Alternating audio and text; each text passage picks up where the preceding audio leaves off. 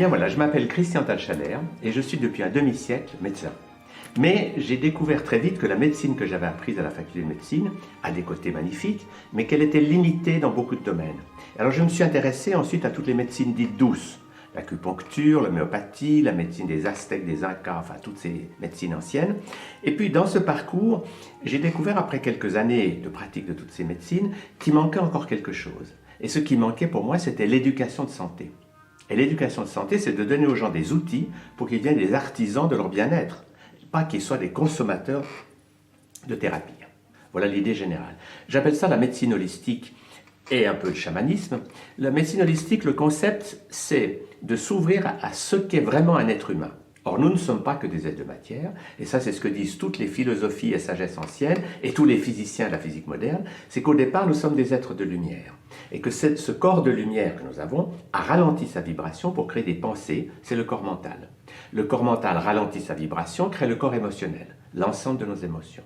Le corps émotionnel ralentit encore, et le corps le plus lent, le plus dense, c'est le corps physique. Mais ce corps physique n'est pas la totalité de notre être. Et comprendre cela nous enlève déjà quelque chose d'énorme, c'est la peur de mourir.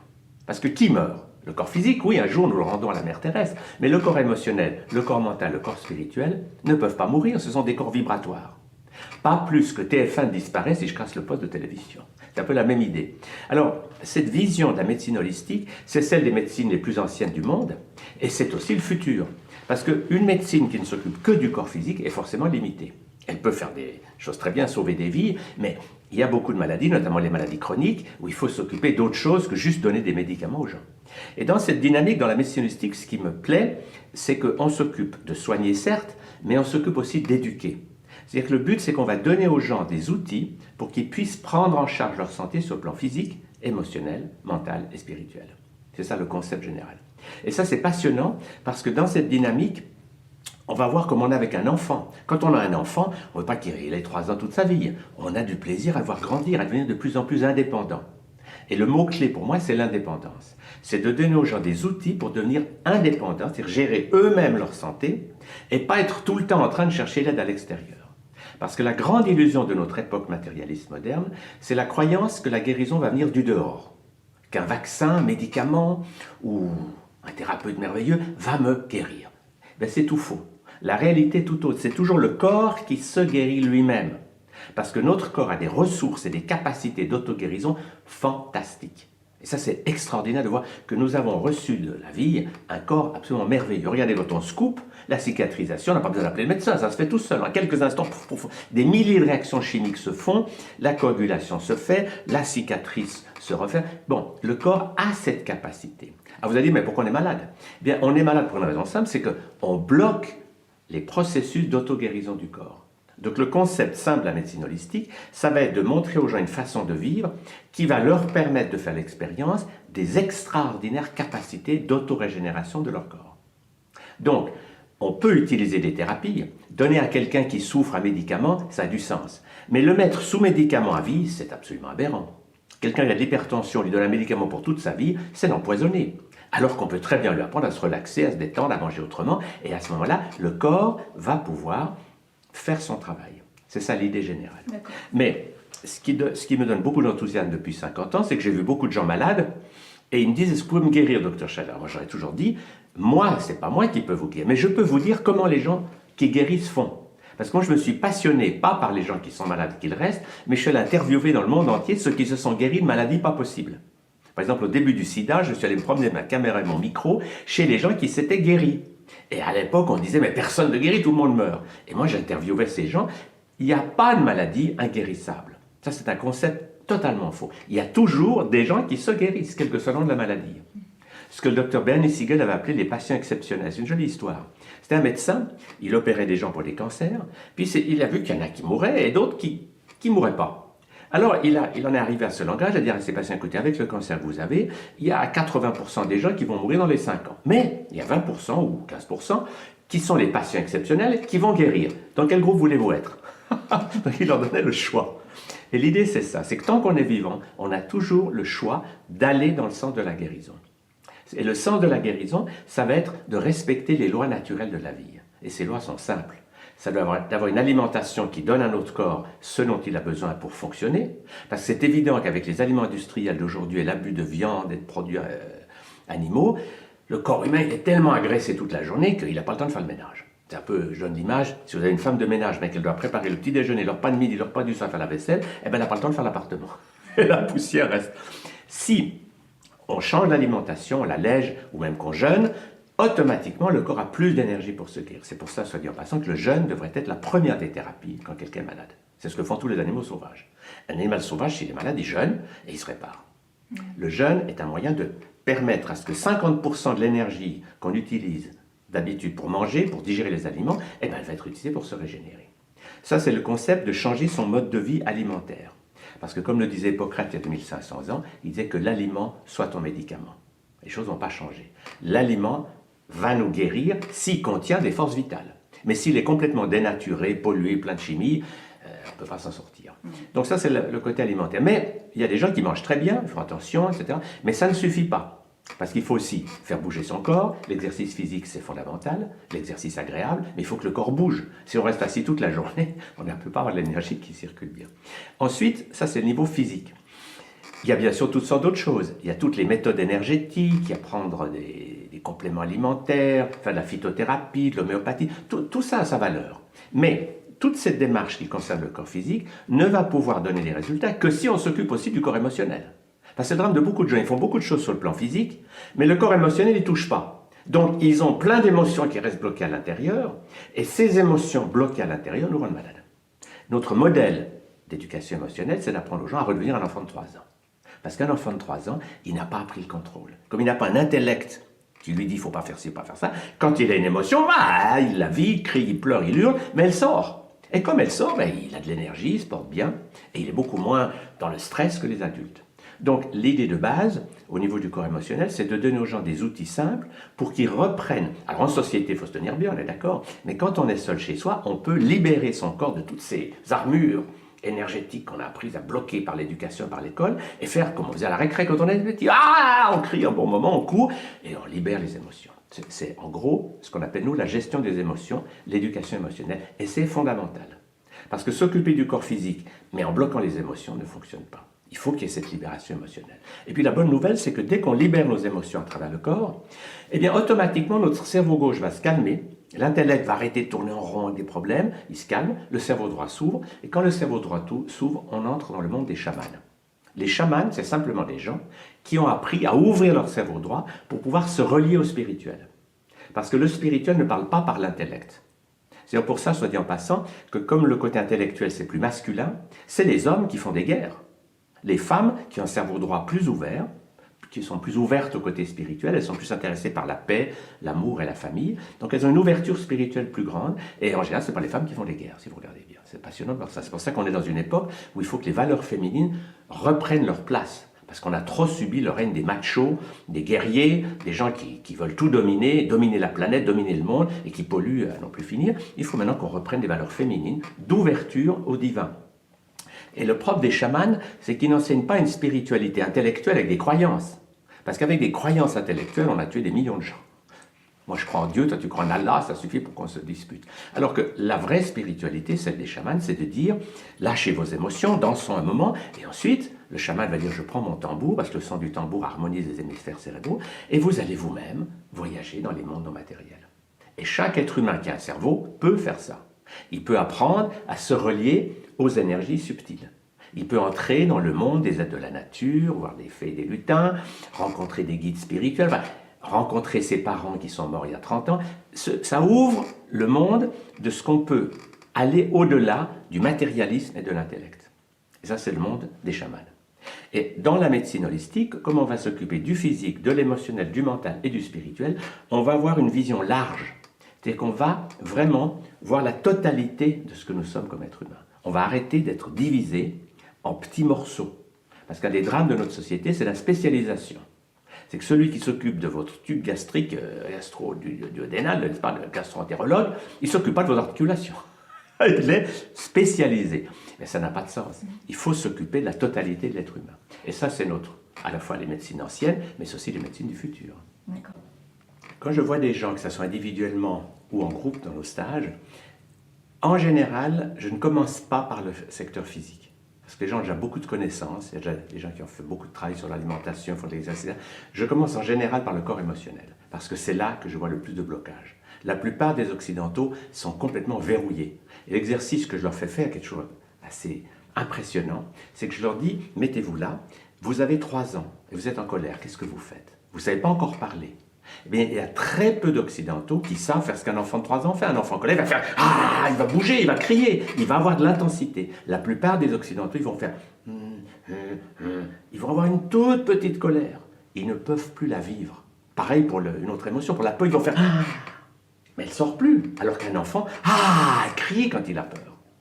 Ou pour la tristesse, les gens vont faire ça, c'est déjà un enfant qui a été massacré depuis 5 ans. On lui dit arrête d'avoir de l'intensité. Il a 10 ans. Mais un enfant de 3 ans, il y a du geste, il y a du son, ça bouge. Bref, le corps est encore vivant.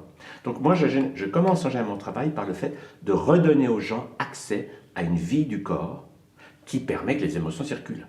Parce que tant qu'on ne fait pas ça, on reste bloqué dans l'intellect.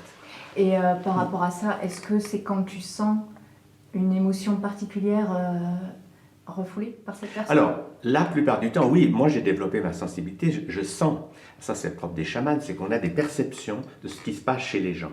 Donc on sent ce qui ne va pas dans leur corps physique, mais on sent là où c'est bloqué dans le corps émotionnel. Pour donner un exemple, si c'est un chaman, attends, j'ai mal au foie, en général, il ne va pas commencer par s'occuper de votre foie physique. S'il voit que votre foie est bloqué parce que vos émotions, notamment la colère, ne circulent pas, il va peut-être prendre son tambour et courir autour de vous en hurlant « Ah !» Ce qui, pour un médecin occidental, semble complètement bizarre. Pour pas dire idiot. Qu'est-ce que c'est que ça? Il a mal au foie, le chaman crie. Mais ce que fait le chaman est logique, c'est qu'il libère une partie de votre colère. Et idéalement, une fois qu'il a fait ça, il va vous dire comment vous sentez. Vous allez dire, bah oui, je me sens mieux. Il va dire, voyez, il va vous apprendre à danser vous aussi. Les chamans sont des êtres qui utilisent leur corps à la fois pour sentir ce qui se passe dans le corps de l'autre, mais aussi pour libérer ses énergies. Et c'est ce que font les guérisseurs. Un guérisseur, c'est quelqu'un qui va pouvoir sentir la peur, la colère, la tristesse de l'autre et en laisser passer une partie à travers lui pour qu'il se sente mieux. Le principe, c'est que je vais donner aux gens des outils, des exercices pour apprendre peu à peu à libérer les émotions à travers le corps et après à pouvoir avoir un corps vivant. Alors c'est clair qu'au moment où on fait ça dans un groupe, il va y avoir des gens qui vont amener le fait qu'ils sont bloqués dans telle chose, qu'ils ont peur de ci, etc.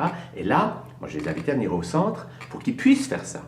Et il y en a qui vont pouvoir le faire et d'autres pas. Mais ceux qui n'y arrivent pas, curieusement, le but, c'est pas de les juger, mais c'est de leur montrer qu'ils ont quelque chose à apprendre. Et pour le groupe, c'est très éducatif.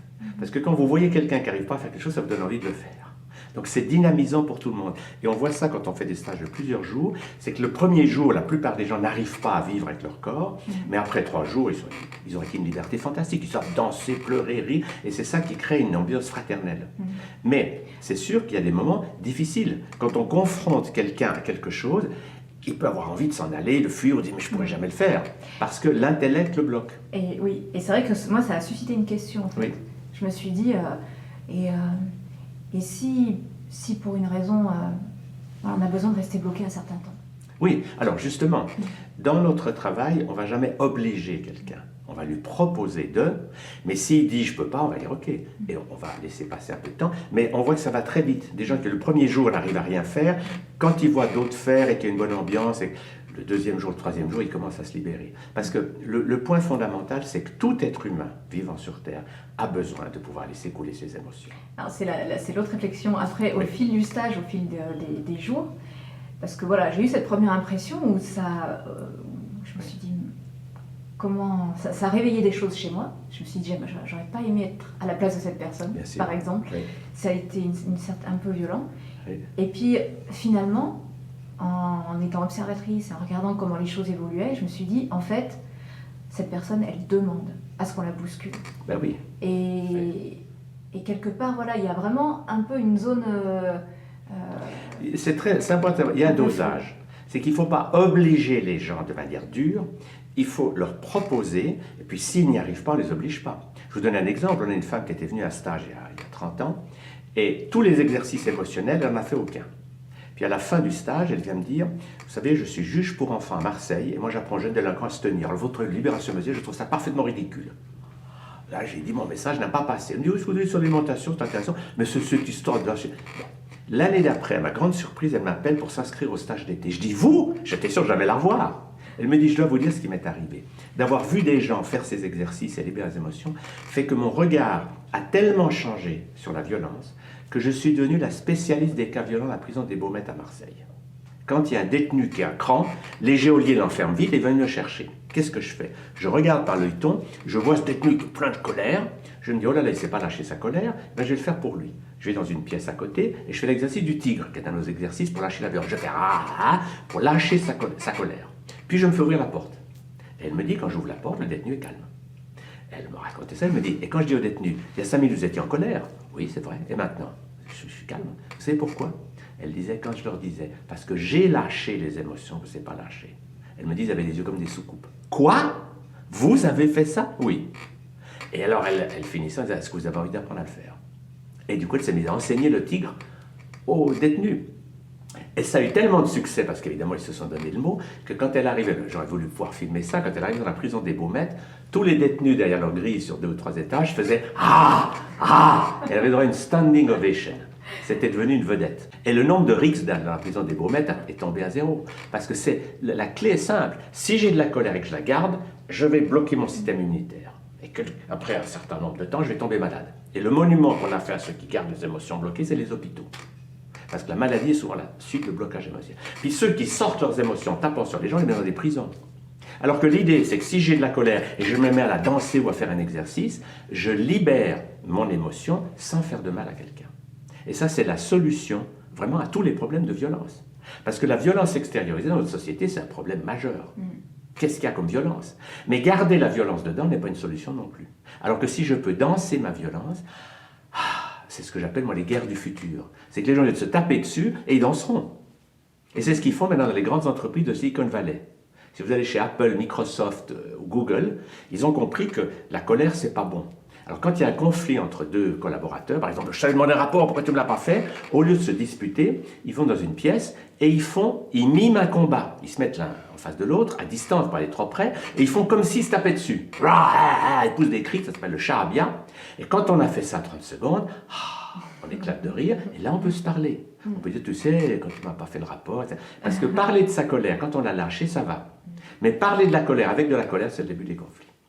Moi, j'ai appris ça en allant voir vivre des peuples qui, sur la même planète que nous, vivent sans conflit et sans maladie. Et ça a été bouleversant pour moi de vivre ces peuples. Jamais de conflit, jamais de maladie. Et les 2 éléments clés que j'ai trouvés dans tous ces peuples, c'est d'abord qu'ils respectent le monde animal. Ils respectent le fameux tu ne tueras point, qui est peut-être la première loi divine, c'est ils respectent les animaux. Manger les animaux ne leur vient même pas à l'idée. Pour les animaux, c'est des frères et des sœurs, on joue avec eux. Puis la deuxième chose que j'ai remarqué chez eux qui m'a vraiment bouleversé, c'est que quand ils ont une émotion, ils redeviennent un enfant de 3 ans. Donc dans ces peuples, en public, vous pouvez piquer votre crise, hurler, etc. Et tout le monde trouve ça tout à fait normal. Et comme ils libèrent leur peur, leur colère, leur tristesse instantanément, le reste du temps, ils sont dans l'amour. Donc les conflits sont impossibles. Parce que tous les conflits viennent de ce qu'on va vers l'autre avec une charge. Si je viens vers quelqu'un, je lui dis « oui, je t'aime », oui, d'accord, dans les mots, c'est gentil, mais le son de la voix fait qu'il y a une charge. Et ces charges créent le conflit. Et dans ces peuples, il n'y a pas de conflit et pas de maladie. C'est impressionnant. Parce que l'idée fondamentale, c'est que si je libère mes émotions, eh bien, je vais pouvoir ne plus être soumis à mes croyances intellectuelles, de peur, il ne faut pas que j'ai de la colère, c'est pas bien. Bref, j'ai appris à juger mes émotions. Alors, je fais comme si j'en avais pas. Ça, c'est l'occidental. On est hypocrite. Oui, maman, je t'aime. Puis à l'intérieur, on apprend à mentir, alors que l'enfant de 3 ans ne peut pas mentir. Une fois qu'on a cet équilibre physique, émotionnel, mental et spirituel, qui est la base, en quelque sorte, et c'est la base d'un processus de guérison. Moi, c'est pour ça que j'ai lancé ce slogan il y a 50 ans de dire « la santé, ça s'apprend ». C'est un concept très intéressant. C'est que la santé ne va pas venir d'une mesure extérieure, mais je peux apprendre à gérer ma santé comme j'ai appris à parler, à marcher, à conduire une voiture. Ça s'apprend. Je gère l'équilibre physique, émotionnel, mental et spirituel. Mais dans cette globalité, il faut aussi tenir compte de ce qu'on appelle, nous, les SPPA, sous-personnalités psychoactives. C'est Joanne qui a créé ce mot, pour ne pas confondre avec d'autres systèmes de pensée. Et l'idée, c'est qu'on a tous des personnages intérieurs. C'est-à-dire qu'on n'est pas un bloc. En moi, il y a un enfant qui a envie de jouer. Il y a un homme d'affaires qui veut gérer l'argent. Il y a un guérisseur qui veut faire du bien aux gens. Il y a un artiste qui a envie de créer. Donc tous ces personnages intérieurs, c'est comme les pétales d'une fleur. Et c'est ça qu'on appelle le monde des sous-personnalités psychoactives. Alors, le concept qui va avec ça, c'est qu'on va travailler sur la libération de ces personnages, parce que les personnages qu'on empêche de vivre sont à l'origine de nos maux. Donc, par exemple, si je mange sainement, je fais de l'exercice, je lâche bien mes émotions, donc sur le plan holistique, c'est bien, mais ça peut ne pas suffire si, par exemple, je bloque mon artiste dans la cave. Parce que mon côté artiste va dire, mais puisqu'il ne veut pas m'écouter, peut-être que s'il avait un cancer, il changerait d'optique. Et donc, ces personnages bloqués dans l'inconscient sont à l'origine de beaucoup de nos maladies. Donc, les maladies, ça ne suffit pas pour les guérir de vivre sainement, positivement. Il va falloir aussi s'occuper des personnages qu'on bloque. Oui, je me rappelle par exemple d'un homme d'affaires qui avait un cancer et je lui ai dit, qu'est-ce que vous aimeriez faire si vous n'étiez pas malade ou si vous étiez guéri? Oh, il me dit, j'aimerais qu'une chose, c'est faire de la peinture. Alors j'ai dit, mais faites donc de la peinture. Ben, il s'est mis dans sa maison de campagne, il s'est mis à peindre et il s'est guéri en peignant. Il a suffi qu'il débloque cette partie de lui-même pour que la guérison soit là. Donc cet enseignement sur les personnages intérieurs est passionnant parce que ça permet de comprendre des choses qu'autrement on ne comprend pas. Pourquoi telle maladie touche tel organe? Et il y a un langage précis, tel SPPA va toucher tel ou tel organe en fonction de ce qu'elle a besoin de demander. Et puis dans ce travail sur les SPPA, il y a aussi les SPPA du passé. Ça, c'est ce que moi j'ai appelé la psychothérapie spirituelle. C'est que quand on apprend aux gens à libérer leurs émotions, à faire des voyages intérieurs, on va pouvoir remonter dans le passé et trouver les personnages qui sont restés bloqués. Et ça, c'est passionnant. Ça peut être dans l'enfance ou ça peut être dans des vies précédentes. C'est des personnages qui ont vécu une émotion très forte et puis qui sont restés bloqués avec. Par exemple, si tout d'un coup, vous êtes une guérisseuse et on vous met sur un bûcher, vous dites « mais c'est injuste » et vous mourrez dans une colère noire et vous maudissez vos talents. Et vous mourrez dans une rage qui fait que physiquement vous mourrez, mais dans votre corps émotionnel, il y a cette guérisseuse qui reste bloquée dans sa colère. L'idée des personnages, c'est de voir qu'il y a des émotions qui ont été verrouillées par des personnages. D'accord? Je donne l'exemple où ça peut être quelqu'un, par exemple, qui meurt noyé. Alors il meurt, il a peur, parce qu'il ne sait pas que la vie continue, et au moment où il a une peur horrible, oh, il reste bloqué. Et toutes nos peurs, sans exception, sont des mémoires. Ça, c'est passionnant à comprendre. Quelqu'un qui a peur du vide, là, il est tombé une fois. Quelqu'un qui a peur de l'eau, oui, les peurs sont toujours des mémoires. Donc l'idée, c'est qu'en voyage intérieur, on va pouvoir remonter jusqu'au personnage qui est resté comme verrouillé, congelé dans une émotion de peur ou de colère, et on va pouvoir, en visualisation, lui enseigner à lâcher ça. Et ce qui est extraordinaire, c'est qu'une fois qu'on libère ce personnage et l'émotion qui va avec, une fois qu'il est dans les mondes de lumière, on récupère ses talents. Ça, c'est fantastique. Parce que ça permet de comprendre que si on a eu un talent, mais que ça s'est mal fini, eh bien, j'ai un exemple, si vous êtes une diva, vous chantez, vous dansez à ravir, vous êtes bon. Mais si vous finissez votre vie violée par vos admirateurs qui trouvent que vous êtes un peu trop orgueilleuse, en mourant, vous maudissez vos talents. Et vous dites, plus jamais je chanterai ni je danserai. Donc on garde comme ça des personnages bloqués dans l'inconscient. Et l'idée, c'est que quand on les libère, après, on ose vivre, on ose se sentir une vedette, se sentir bien. Alors beaucoup de gens, par exemple dans leur inconscient, ont eu des mémoires d'avoir été des guérisseurs ou des guérisseuses. N'est-ce pas? Il ne faut pas oublier qu'au Moyen-Âge, on a brûlé des millions de femmes, parce qu'on les a déclarées sorcières, parce qu'elles utilisaient des forces spirituelles pour soigner les gens, ou même qu'elles mettaient du pain moisi sur les plaies, ce qui à l'époque, on a dit des sorcières. Non, elles connaissaient de la pénicilline, on ne l'avait pas encore inventée. Donc beaucoup de gens ont vécu cette expérience d'avoir eu des talents de guérisseurs, et puis ça s'est mal fini, ils ont été brûlés sur un bûcher, ou pendus, ou écartelés, et donc ils ont bloqué ça. Donc dans cette vie-ci, ils sont intéressés par tout ça, mais ils ont peur. Si je vais là-dedans, oulala, le schéma qu'ils ont, ça va de nouveau mal finir. Donc le but de ce travail, c'est de libérer les mémoires, les schémas qu'on a, dans lesquels une émotion a débouché sur la souffrance ou la mort. Et le voyage chamanique permet vraiment d'aller même voir. Oui, tout à fait. Alors c'est ce qui est passionnant, c'est que le voyage chamanique, le cerveau droit, nous permet de remonter dans le temps et on peut revivre chaque détail de son enfance, de sa naissance et des vies passées. Il n'y a pas de limite. Le voyage intérieur permet de faire ça, alors que l'intellect ne peut pas. L'intellect peut se rappeler de nos parents, de quelques secrets de famille, mais on peut aller beaucoup plus loin. Et moi, depuis 45 ans que je fais ça, je suis émerveillé de voir que dans l'inconscient des gens, il y a vraiment des personnages qui les attendent et qui appellent au secours. C'est-à-dire que ces personnages, ces SPPA comme on les appelle, qui sont restés bloqués, essayent de nous attirer. Alors c'est pour ça qu'il y a des gens, ils sont très contents, puis tout d'un coup, ils ont une colère incroyable, ils se demandent d'où elle vient, ou ils ont une peur terrible, ou une tristesse, ou un désespoir, qui est injustifié par ce qui se passe dans le quotidien. Parce qu'au rez-de-chaussée, tout va bien. Mais c'est qu'il y a un des personnages qui essaie de les attirer. Comme si vous aviez enfermé vos enfants dans la cave, ils vont essayer de dire « Maman, viens me chercher ». Et ils veulent faire sentir à la maman qu'ils sont désespérés. Donc, ces personnages vont nous attirer dans leur émotion. Et le point capital, c'est que quand on les retrouve, il va falloir lâcher une partie de leur émotion, se voir danser l'émotion. Ensuite, on leur apprend à le faire et on les fait monter dans la lumière. Et c'est du coup, c'est aussi une autre manière de dire que souvent on se retrouve confronté à des situations qui se répètent. Tout à fait. C'est ça qui est passionnant. C'est que nous, en fait, ce qui se passe, c'est très bien décrit dans un livre de Joanne qui s'appelle Les personnages intérieurs, je crois qu'il est sur les SPPA. Et la seconde partie du livre, c'est des gens qui, depuis l'au-delà, voient leur vie qui vient de s'écouler, mais ils la voient avec beaucoup d'amour, mais ils voient ce qu'ils n'ont pas su faire. Ils voient, par exemple, dans tel domaine, j'étais très bien. Il y a un banquier suisse qui dit ça, oui, comme homme d'affaires, j'étais super, mais je ne savais pas jouer du tout. Mon enfant était complètement bloqué. Et il voit que cet enfant, un jour, lui a donné un infarctus, que ce n'était pas un infarctus qui lui tombait du ciel, c'était l'enfant qui appelait au secours. Et il voit qu'il n'a pas compris le message. Et l'idée fondamentale, c'est que les personnages qu'on ne laisse pas vivre créent des maladies. Et si on n'écoute toujours pas le message, qu'on se contente d'effacer les symptômes, quand il y en a trop qui ne peuvent pas faillir, ils disent « restons pas ici ». Et c'est pour ça qu'on meurt. Donc le concept passionnant, c'est que si on laisse vivre nos personnages, on n'a plus forcément besoin de mourir. Donc ça ouvre des horizons merveilleux. Mais l'idée, c'est ça. C'est qu'il faut libérer ce qui est bloqué. Et ce que nous avons bloqué, il n'y a que nous qui pouvons le débloquer. Parce que si j'ai enfermé, ça peut être un enfant qui est tout d'un coup désespéré, il est seul, son grand-père est mort, il dit la vie n'a pas de sens, il bloque son énergie d'enfant. Il dit je ne serai plus jamais heureux. Cet enfant, il est à l'intérieur. Et là, je vais essayer d'être heureux dans la vie, mais il y a quelque chose qui manque. Et de temps en temps, je vais être tellement triste, je me sens seul, etc. Parce que c'est l'appel de cet enfant. Si je remonte dans le temps, je vois cet enfant qui est dans la cave, il est comme dans une prison. Si je le libère, ma vie va pouvoir s'épanouir dans tous les domaines. Parce que, n'est-ce pas, beaucoup de gens nous demandent quelle est ma mission sur Terre. Nous n'avons pas une mission, nous avons des missions. Puisque chaque personnage intérieur a sa mission. La mission de l'enfant, c'est d'être heureux et de jouer. La mission de l'homme d'affaires, c'est de bien gérer l'argent. La mission du guérisseur, c'est de se faire du bien en faisant du bien aux gens. Donc, chacun de nos personnages est là pour s'épanouir. Et ce qui fait pour moi que nous revenons sur Terre, c'est parce qu'on voit depuis l'au-delà ce qu'on n'a pas su faire. Et on ne le juge pas, on ne dit pas « j'étais mauvais ». On dit « oh là là, dans tel domaine, j'ai rien compris. J'ai complètement bloqué ce personnage. » Donc, on revient pour faire mieux.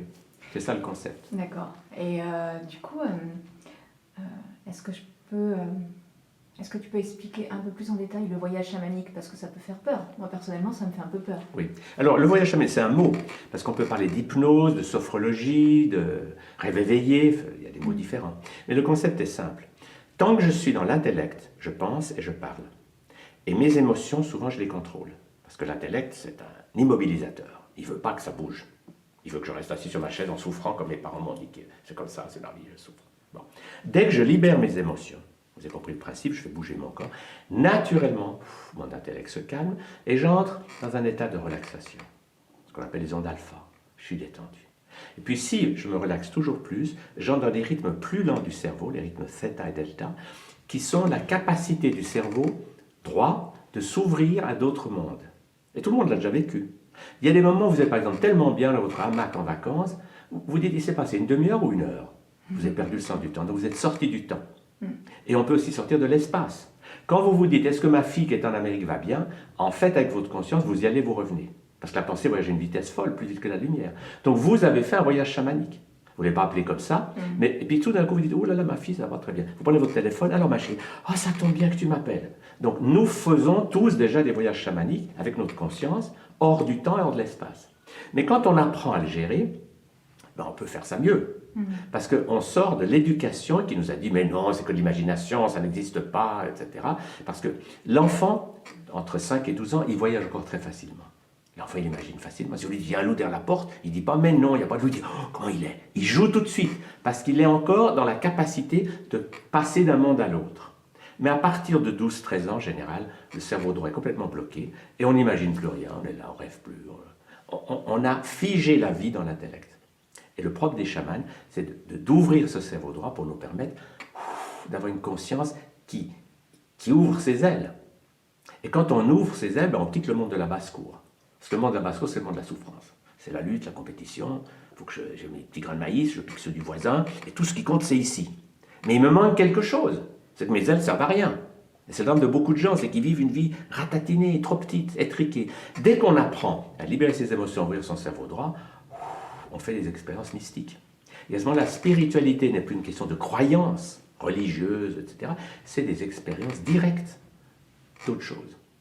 Et si vous rencontrez dans un voyage chamanique un ange, c'est votre expérience. Un chaman ne va jamais dire « Ah non, non, non, c'est pas bien ça. Tu dois avoir un ange bleu et vert et pas jaune et rouge. » Non, il va dire « C'est ton expérience. » Moi, j'ai vu beaucoup de chamans dans le monde. Ce que j'ai toujours aimé chez eux, c'est qu'ils vous donnent des outils pour que vous alliez voir vous-même. Mais ils ne vous disent jamais ce que vous devez croire ou pas croire. Ça, c'est les religions qui font ça. Tu dois croire ça. Et on a fait une morale, on a fait des lois, et puis on se dispute avec ça, parce que chaque religion a d'autres croyances. Le monde des chamans, c'est un monde d'ouverture. C'est-à-dire, explorons, grâce à notre cerveau droit, tout ce qui existe hors de la matière. Voilà l'idée générale. Ok. Et alors pour toi, est-ce qu'on est sur Terre? Alors c'est ça qui est intéressant. Pour moi, on est sur Terre, mais on n'est pas que sur Terre. Avec mon corps physique, je suis sur Terre. Mais avec mon corps de lumière, je ne suis pas sur Terre. Et avec mes SPPA, c'est là que le monde est large, nous sommes des êtres multidimensionnels. Qui nous dit qu'en même temps que je suis sur Terre, je n'ai pas une partie de moi qui est sur une autre planète, ou bref. Et en réalité, pour moi, le côté multidimensionnel, c'est que je suis sur Terre, mais si j'ai des personnages bloqués dans mon inconscient, je crois que je suis dans l'instant présent. Mais en fait, par moment, tout d'un coup, je suis attiré par ces personnages. Et on le voit bien, il y a des situations où on rencontre quelqu'un et tout d'un coup, on a une colère terrible, on a peur parce que la personne réveille une mémoire. Et là, on n'est plus dans le présent. On remonte en arrière de plusieurs siècles et on est dans le passé. Et on est dans une situation où on a envie de taper sur l'autre. Et le côté passionnant, c'est d'arriver à libérer ce qu'on appelle les karmas négatifs. Ouais. Pour retrouver notre présent pleinement. Voilà. Et pour ne plus être tiré vers le bas par des personnages qui existent, mais qui, tant qu'on ne les a pas libérés, vont constamment, enfin pas tout le temps, mais ils vont nous attirer dans leur souffrance. Le but pour moi, c'est de sortir du monde de la souffrance. Et je peux résumer ça en disant, ce que Zarathustra avait dit très bien dans la Perse ancienne, il a dit le bonheur est simple. C'est une pensée, une émotion, une action. J'ai une pensée. Par exemple, oulala, j'ai des impôts à payer. Bon, quelle est l'émotion? J'ai peur, ou je suis en colère. Bon. Cette émotion, l'action, c'est que je la sorte. Si, dès que j'ai l'émotion, je remonte dans ma tête, oui, mais c'est pas si simple, puis comment je vais faire, eh ben, je tourne en rond. Et le drame de beaucoup de gens, c'est qu'ils ont une pensée, émotion, ils tournent en rond. La clé, c'est que l'émotion, il faut qu'elle sorte. Ah, je lâche ma peur, ou je lâche ma colère. Une fois que j'ai fait ça, une fois que j'ai libéré la pensée négative qui vient du cerveau gauche, l'émotion négative, peur, colère ou tristesse principalement, à travers le corps, mon cerveau droit s'ouvre, et là tout d'un coup je suis relié à mon corps de lumière. Et là je reçois l'information de mon corps de lumière. Tout va bien, tu risques rien. Alors vous allez dire, oui mais je peux mourir, le corps de lumière. Mais non, tu ne peux pas mourir, ton corps physique, oui mais pas toi. Donc on a tout d'un coup, et c'est ça qu'on cherche à faire, c'est qu'on retrouve la guidance du corps de lumière, et qu'au lieu d'être conditionné par les croyances de notre éducation, on retrouve la liberté qu'on avait comme tout petit enfant. La plupart des enfants à 2 ou 3 ans, ils sont libres. Ils font que ce qu'ils veulent. Ils sont connectés à leur corps de lumière. Et c'est l'éducation qui nous apprend la souffrance, la compétition, le malheur, la division. Non, non, ceux-là, c'est des terroristes, il faut les tuer. Enfin, toutes ces choses, c'est l'éducation. L'enfant n'a pas ça. L'enfant de 3 ans, il a envie de tuer personne. Et il joue avec les animaux, il est encore libre. L'éducation et la société nous apprennent tout ce monde de la souffrance, des restrictions, des croyances fausses. J'ai écrit un livre là-dessus, par exemple, qui s'appelle « Sortez de l'hypnose collective ». Et dessous, j'ai mis comme titre « La fin des grands mensonges ». C'est que j'ai pris toutes ces croyances qu'on a dans la société qui sont sans aucun fondement, ni scientifique, ni spirituel. C'est quand même passionnant de voir ça. Et il faut sortir de cette espèce d'armure, de croire ces choses qu'on nous a dites pour retrouver notre connexion spirituelle. Et là, on entre dans un monde de bonheur, de joie de vivre et de partage. Parce qu'on voit tous les êtres vivants comme des frères et des sœurs, des amis, on n'a plus peur de l'autre et on travaille constamment à améliorer notre monde. Et nous-mêmes, en même temps. Mais la clé, c'est que pour améliorer le monde dehors, il faut d'abord améliorer le monde dedans. Parce que c'est ce qu'enseignent tous les enseignants spirituels, c'est que c'est en se transformant soi-même qu'on transforme le monde. Ce n'est pas en voulant changer d'abord dehors.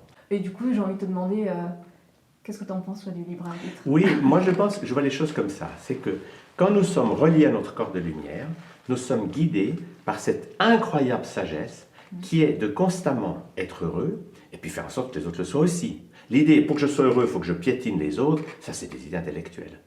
L'idée de base, c'est que quand je suis relié à ma force intérieure, je vais constamment aller dans une direction qui est de m'épanouir et d'aider les autres à aller bien. Parce qu'on est tous ensemble. Dès que j'entre dans les croyances, je perds cette capacité et je perds justement mon libre arbitre. c'est que c'est plus moi qui décide. C'est les croyances de papa, de maman ou du médecin qui me dit vous allez mourir. Ça, c'est des croyances infligées de l'extérieur. Et aujourd'hui, on tue beaucoup de gens avec des diagnostics. Le fait de dire à quelqu'un vous avez le cancer, il y a des mots comme ça qui sont dramatiques.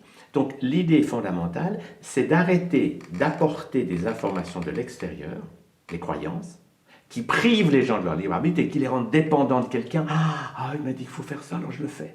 Mais qui est de libérer l'émotionnel, de se libérer des influences extérieures pour retrouver le vrai libre arbitre, qui est c'est moi qui décide.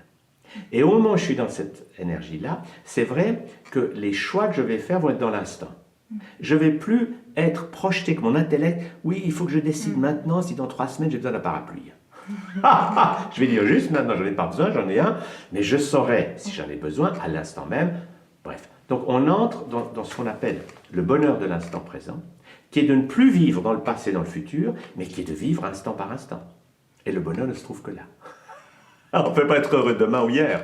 Et ça, c'est quand on sort de l'intellect, parce que c'est vraiment l'intellect et les croyances qui l'érigent, les croyances fausses, qui nous ont appris le malheur. L'élément clé, c'est de comprendre que la souffrance, nous l'avons acquise. Le petit enfant souffre peu et s'amuse. Puis peu à peu, l'éducation nous apprend l'immobilité. Je reste assis sur ma chaise et je dis, je ne peux que souffrir. Et j'ai une maladie inguérissable. Tant qu'on n'a pas trouvé un nouveau médicament, eh ben, je ne peux que souffrir. Ou je suis malheureux et tant que je n'ai pas assez d'argent, je ne peux que souffrir. Ou tant qu'il n'y aura pas un nouveau président. Et on vit en salle d'attente. Alors que le point clé, c'est de dire, juste maintenant, si je souffre, je peux faire quelque chose. Je vais bien sûr changer mon alimentation, enfin faire tout ce qu'il faut sur le plan physique. Émotionnellement, je vais lâcher ma peur et ma colère. Et au moment où je laisse bouger toutes ces énergies, je sors de la souffrance et je retrouve la guidance de mon corps spirituel qui dit « Tu es sur Terre pour apprendre à être heureux, à bien t'amuser. » Et pour moi, les gens spirituels, j'ai rencontré beaucoup de gens très spirituels dans le monde des yogis, des maîtres spirituels, c'est des gens heureux. Ceux qui font passer, c'est un message qu'il est possible d'être heureux. C'est des gens joyeux. Alors que les gens qui sont le contrôle, etc., ils sont lugubres. Fuyez les gens sérieux, disait Jules César, parce que c'est pas sérieux d'être sérieux. Le fondement d'un être humain, c'est la joie de vivre. Alors imitez ceux qui sont joyeux, mais n'imitez pas ceux qui vous disent que c'est comme ça, on ne peut rien faire, on ne peut que souffrir. J'ai rien inventé, Jésus a dit ça avant moi. Il a dit le royaume des cieux, qui est en fait l'ouverture du cerveau droit au spirituel, le royaume des cieux est pour ceux qui redeviennent de petits enfants. On ne peut pas dire mieux. Et c'est les enseignements spirituels. Bouddha, avant d'entrer dans le nirvana, il a fait le lion. Il a accepté toutes les émotions humaines. La colère, la peur, il les a acceptées et les a lâchées. Et quand on lâche, pouf, ça y est, on s'ouvre à notre réalité spirituelle. C'est que nous sommes des êtres de lumière, immortels, éternel et sans limite. Et on est venu là un peu pour expérimenter. Tout à fait, oui. Et du coup, qu'est-ce que tu penses du fait... alors je reviens un petit peu, c'est une autre manière de parler du libre arbitre, hein, mais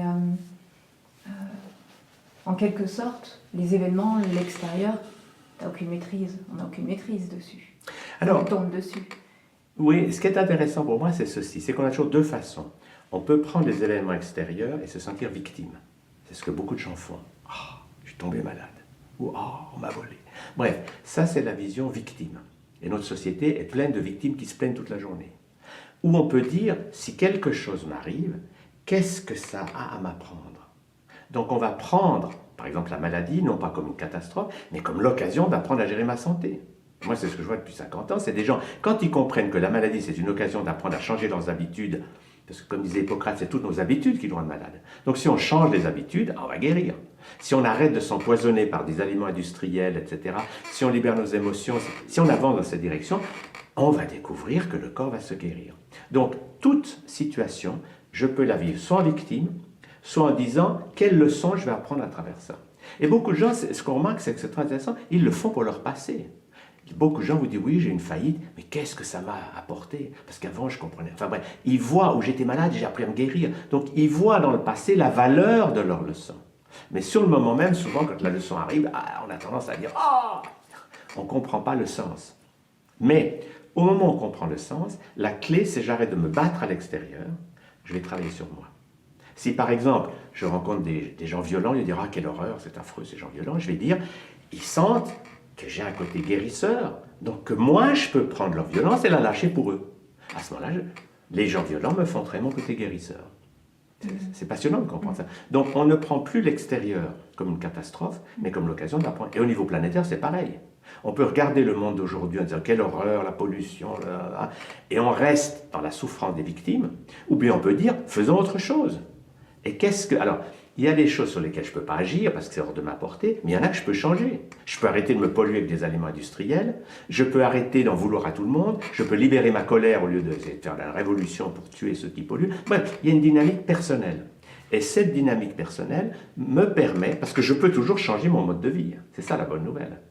Personne ne m'oblige à manger de la viande ou à manger du pain ou des produits.